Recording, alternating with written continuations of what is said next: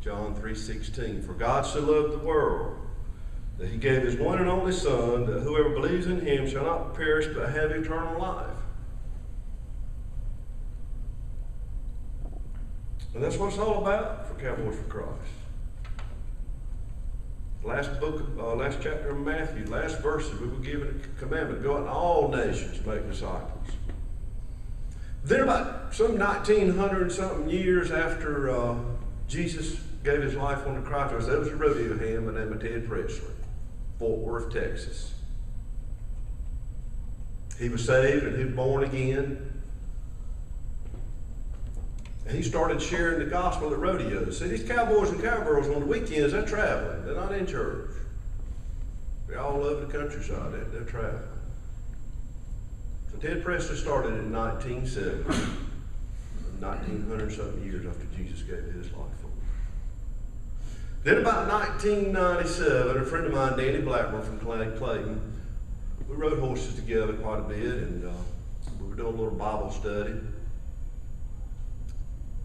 We were going down the road one day, we saw a truck with a bumper sticker on it. It said, Cowboys for Christ. I said, Dan, what is Cowboys for Christ? He said, I don't know. There wasn't too much long for it. After that, Danny came to me and said, Cliff, says, hey, there's a meeting at Toot and Tail for Cowboys for Christ. I said, really? I said, yeah. I said, when is it? He told me, I said, I can't go. I said, you going to go, aren't you, Danny? He said, yeah, I'll be there. Danny went there. It's 1997. So Danny went to the first meeting up at Toot and Tail in Garner. Met months. That was actually their first meeting for the Heart of Carolina chapter in this area. So I went to the second meeting with Danny and been involved with Cowboys for Christ ever since.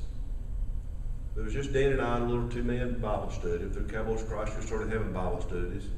But every Thursday night, we got, 10, 14, 15 people at Bible studies, had it at my house, and about 11, 12 o'clock, I had to run the last 2 or 3 out of there.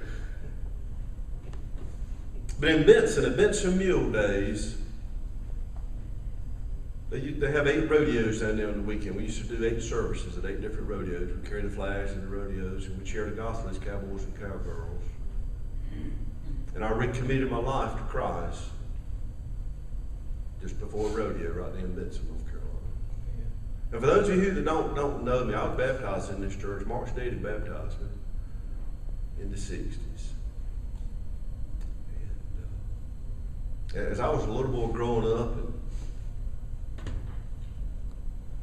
here in the church, I thought it was Mr. White's job to tell me about Jesus, tell everybody about Jesus. I didn't think it was my job to know. No, that's not me. But through Cowboys for Christ and through, after I strayed away like a lost sheep, that some of us have done, through God's grace, he let me know he was still there. And Cowboys for Christ has played a big part of my life in doing what I do now. But Cowboys for Christ is an international outreach ministry. It's